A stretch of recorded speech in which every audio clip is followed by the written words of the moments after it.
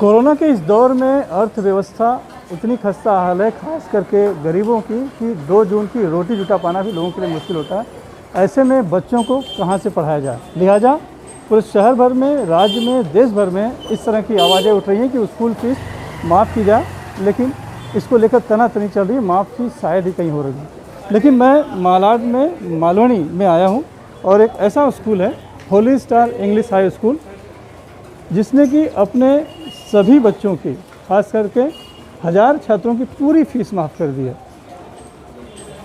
इनका दावा है कि तकरीबन 1500 बच्चे इस स्कूल में पढ़ा करते हैं, जिसमें से 1000 के करीब जो है पहली कक्षा से 7वीं तक हैं। और इनकी फ़ीस, चूँकि गरीब परिवारों से हैं, फ़ीस नहीं दे पाते हैं, लिहाजा बच्चे पढ़ने नहीं आ रहे थे, तो इसको देखते हुए कि बच्चों का शिक्षा भी बची रहे और साथ में स्कूल भी बचा रहे, यानी बच्चे होंगे, विद्यार्थी होंगे तभी स्कूल चलेगा, इस उद्देश्य से इन्होंने पूरी की पूरी फ़ीस माफ़ कर दी है। और कुछ 500 ऐसे बच्चे हैं जिनकी की फ़ीस में आंशिक माफ़ी की गई है। और साथ है स्कूल के ट्रस्टी, हेडमास्टर या प्रिंसिपल कहिए, हुसैन शेख जी, आखिर ये कैसे संभव है? बड़े बड़े स्कूल जो है फ़ीस माफ़ी नहीं कर पा रहे हैं, माफ़ी तो दूर है, वो आंशिक छूट भी नहीं दे रहे हैं, और आपने कैसे कर दिखाया कि आपने पूरा बोर्ड ही लगा दिया कि 1000 छात्रों की पूरी फ़ीस माफ़। कितना ये पूरी रकम बैठेगी और कैसे इसकी भरपाई होगी? जी देखिए, ये लगभग हमारे पास 1500 बच्चे थे और जिनके अंदर हमने ये देखा कि लोग अपने बच्चों को स्कूल नहीं भेज रहे। वजह ये थी कि उनको लगा कि उनको कोरोना काल जो पूरा गया उसके अंदर भी पैसे स्कूल को भरने पड़ेंगे, तो वो पैसे और ये पैसे मिला के बहुत बड़ी रकम हो रही थी माँ बाप के लिए। तो उनके लिए आसान ये था, या तो अपने बच्चों को कहीं मजदूरी में लगा दे या वो अपने बच्चों को गाँव भेज दे। तो हमको जब ये पता चला कि माँ बाप इस तरीके के स्टेप्स लेने वाले, तो हमको लगा अगर हम इनके ऊपर से फाइनेंशियल बर्डन अगर हटा देते हैं तो इससे ये फ़ायदा होगा कि बच्चे जो स्कूल से निकल चुके हैं वापस स्कूल में लौट के आ जाएंगे, और आने वाले वक्त में जैसे ही स्कूल चालू होगा तो स्कूल की बाहरें वापस से आ जाएगी। तो आपने ये कदम उठा दिया, लेकिन उसमें स्कूल का अपना खर्चा है, भले ऑनलाइन पढ़ाई हो रही है, जी। लेकिन शिक्षकों की सैलरी तो आपको देनी पड़ती होगी और भी कुछ छोटे मोटे खर्चे होंगे, कैसे भरपाई होगी पूरा? और इस जो आपने माफ़ी की, इसका किस तरह से फ़ायदा हुआ? क्या बच्चों और ज़्यादा बड़े पैमाने पे आने शुरू हो गए हैं जो स्कूल छोड़ चुके थे?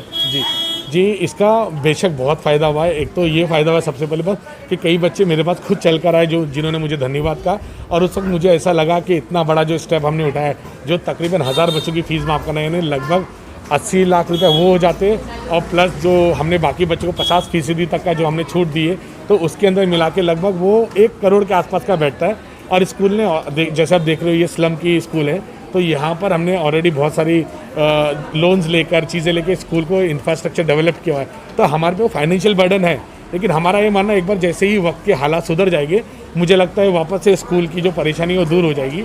आसान नहीं था, लेकिन जैसे कि हमने अपने कुछ पैसे रखे हुए थे जो हमने अपनी फैमिली के सपोर्ट के लिए हमने वो इसमें लगा दिया। दूसरा ये था कि अभी जब न्यू एकेडमिक शुरू हुआ तो उसके अंदर टीचर्स की सैलरी, स्कूल का इंफ्रा, कुछ लोन वगैरह था हमारे ऊपर, तो उसके लिए हमने जो मेरी वाइफ को कन्विंस किया मैंने, और उनसे उनकी ज्वेलरी को हमने मॉर्गेज करवाया बैंक के अंदर, और फिर उन शुरुआती पैसों से हमने वापस से इस साल स्कूल को शुरू किया। ये जो पूरा जज्बा है, ये सिर्फ मदद और बच्चों की पढ़ाई हो, यही है या इसके पीछे और भी कुछ मंसूबे? जी, बेसिकली जो एक गुरु होता है वो पिता समान होता है, तो मुझे लगता है मेरा मौका था मुझे कि अपने बच्चों के साथ खड़े रहने का और उनके माँ बाप के साथ कंधे से कंधे मिला के रुकने का।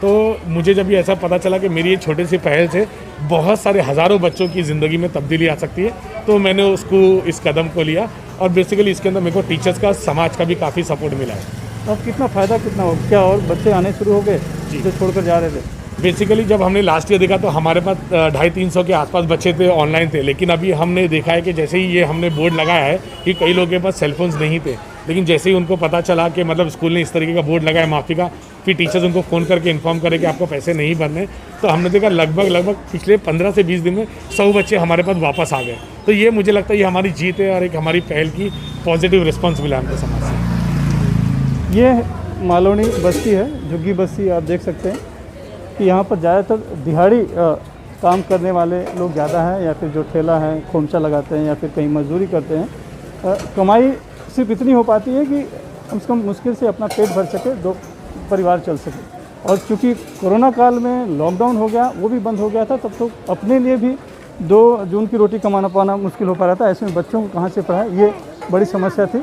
लेकिन फिर भी यहाँ पर ऐसी बस्ती में भी इस तरह का स्कूल चलाना, बच्चों को शिक्षा देना, उनका भविष्य मजबूत करना और साथ ही अब उनकी जो फीस थी वो भी माफ़ करना, ताकि बच्चों का जो भविष्य है वो ख़राब ना हो। ये छोटा सा इनका एक दफ्तर है, ये टीचर हैं यहाँ पर। ये बताइए कि ये जो कदम उठाया है यहाँ पे सर ने, आप लोग बता रहे हैं कि जैसे कि यहाँ पे बहुत गरीब हैं, बहुतों के तो पास तो मोबाइल फ़ोन भी नहीं है कि वो ऑनलाइन भी पढ़ाई कर सके। तो आप लोग कैसे बच्चों तक पहुँच पा रहे हैं, परिवारों तक, और उनको कैसे कन्विंस करने कि नहीं आप इसमें जुड़िए या फिर पढ़ाई करवाइए, और फिर कैसे वो पढ़ाई करें जब मोबाइल नहीं है तो? क्योंकि अभी तक तो स्कूल में आकर पढ़ाई कराने की क्लास लेने की इजाज़त नहीं है। बिल्कुल।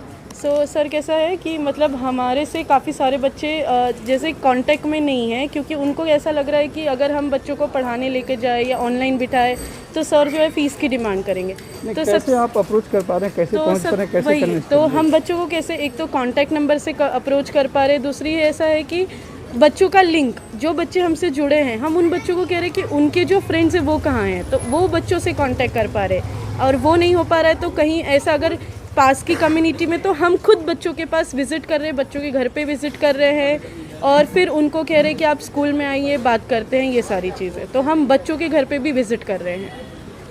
तो एक काम मतलब बोर्ड भी लगा दिया गया है और घर तक पहुंचने की कोशिश है, फीस माफ़ी की गई है, और यहाँ पर एक डोनेशन बॉक्स भी लगा दिया गया है कि जिनके पास पैसे हैं वो चाहें तो यहाँ पर दान कर सकें ताकि बच्चों की पढ़ाई हो सके। कुछ पेरेंट्स यहाँ पर आए हुए हैं जिनके कि बच्चे इसी स्कूल में, आप लोगों के बच्चे इसी स्कूल में पढ़ते हैं। हाँ। आपका क्या नाम है? कमलेश जगदीश चौहान। आपका बच्चा इसमें पढ़ता है? नहीं, मेरे पोता पोती पढ़ते, क्योंकि मेरे बच्चा 16 महीने से, मेरा बेटा घर में था, बहू और बेटे, तो अभी वो काम पे गए। फीस माफ़ हो गई? हाँ, फीस माफ़ हो गई। कितनी फीस थी? 300 रुपया था महीने हाँ। का? पूरा साल भर का माफ़ 2 साल का। 2 साल का? हाँ, 2 साल का माफ़ किया, और राशन भी देते हैं सर। जैसे 3000 4000 का हमको राशन भी मिल जाता है, तो हम थोड़ा हमको सपोर्ट भी मिल जाता है। पढ़ाई के साथ साथ हाँ, राशन भी दे रहे हैं लोग। आपका नाम क्या है? मेरा नाम हमीदा इदरीसी है। आपके बच्चे भी यहाँ पढ़ते हैं? हाँ, मेरे 3 बच्चे यहीं पढ़ते हैं, एक 7वीं में है, एक 5वीं में, एक 1st में है। तो यहीं से मतलब 2 साल जब से लॉकडाउन शुरू हुआ है, काम की परेशानी होने लगी, तो बच्चों लोग को हम लोग बिठा देते, काम नहीं है तो फिर घर ही नहीं चल रहा तो पढ़ाई कैसे होगी करके। तो फिर सर ने मतलब फोर्स करने लगे कि बच्चों को पढ़ाओ, तो हम लोग बोले नहीं हो पाएगा सर। तो बोले कि ठीक है, मैं आधी फीस का करने की कोशिश करता हूँ। तो हम लोग बोले ठीक है। तो फिर आधी फीस का भी नहीं हो पाया, तो फिर सर ने फोर्स बहुत किए। तो मैंने सर जब घर का राशन ही नहीं हो पा रहा है तो बच्चों की पढ़ाई वो भी नहीं हो पाएगी। तो सर बोले राशन की ऐसे कुछ बात है तो भाभी मैं इंतज़ाम कर देता हूँ, आप बच्चों की पढ़ाई का मत खराबी कीजिए। फिर बोले अच्छा ठीक है, मैं पूरा साल का कोशिश करता हूँ तीनों बच्चे की माफ़ करने की। तो फिर अल्हम्दुलिल्लाह 2 साल से तो सर ने माफ़ कर दिए। हाँ, तीनों बच्चों की। आप सब पढ़ रहे हैं? हाँ, अल्हम्दुलिल्लाह तीनों बच्चे पढ़ रहे, और फिर हर महीने सर राशन भी देते हैं। और आपके क्या नाम है आपका? अनीता आपका बच्चा भी यहाँ पे? हाँ, तीनों पढ़ते हैं। फर्स्ट में पढ़ाई गया, बंद हो गई थी बीच में? बीच में बंद हो गई थी। अभी सर ने बोला कि आप एडमिशन करा लो, हम लोग देख लेंगे फीस का जो भी है। तो अभी मैंने एडमिशन कराया, फर्स्ट में गया अभी तीनों को। आपका नाम? सुनीता मिश्रा।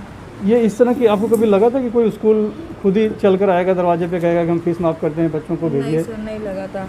बट ये सर ने सामने से राशन के लिए स्टार्टिंग तो पहले राशन से की थी, हर फिर मंथली वाइज राशन किट देना स्टार्ट किए, फिर मंथली ये ईयर की फ़ीस माफ़ किए। उसके बाद ऑनलाइन क्लास में जिसको प्रॉब्लम होती थी, हायर क्लास वाले को टैब अवेलेबल प्लस रिचार्ज तक सर ने करा के देना स्टार्ट किए।